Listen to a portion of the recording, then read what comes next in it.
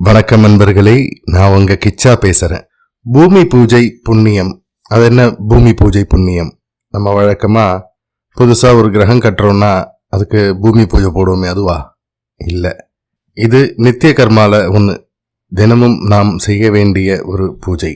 பொன்மலர் அப்படின்ற இதழில் மார்ச் மாதம் 2015 வருடம் பிரசுரமான ஒரு உண்மை சம்பவம். அந்த சம்பவம் பற்றினதுதான் இந்த பதிவு.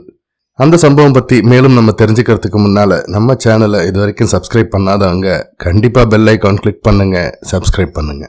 ஒரு முறை ஒரு கோடீஸ்வரர் குடும்பத்தோடு வந்து மகாபெரியவாளை வணங்கிவிட்டு தன் குறைகள் நீங்கிட வழி கூறுமாறு வேண்டினார். சில நிமிட மௌனத்திற்கு பிறகு மகாபெரியவா அன்றாடமும் அதிகாலையில் வாசலில் நீர் தெளித்து கோலமிடுவது உண்டா என்று கேட்டார். பணக்கார குடும்பத்தினருக்கு ஒரு நொடி சப்பென்று போய்விட்டது.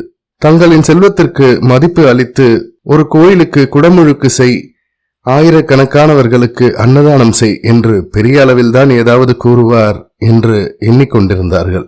இருந்தாலும் ஒருவாறு சமாளித்துக் கொண்டு செய்யப்படுகிறது என்றனர். மகாபெரியவா அதோடு விடுவதாக இல்லை. யாரால் செய்யப்படுகிறது என்று வினவினார்.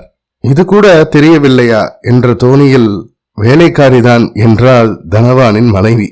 மகாபெரியவா பொறுமையை இழக்கவில்லை.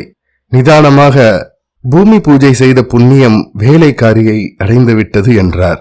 அவ்வளவுதான். அடுத்த நொடி குடும்பமே சாஷ்டாங்கமாக பணிந்து விட்டது. தாய்க்குளம் குழந்தைகளை மட்டுமே, அதுவும் 10 மாதம் மட்டுமே சுமக்கிறது. பூமி தாயோ எல்லாவற்றையும் எப்போதும் தாங்கிக் கொண்டிருக்கிறாள் என்பதை உணர்த்தினார் மகாபெரியவா. எனவே நாம் அனைவரும் வேலைக்காரியை விட்டு வாசல் தெளித்து கோலமிடுவதை நிறுத்திவிட்டு நாமே நம் பூமி தாய்க்கு நிதமும் இந்த பூஜையை செய்வோமாக.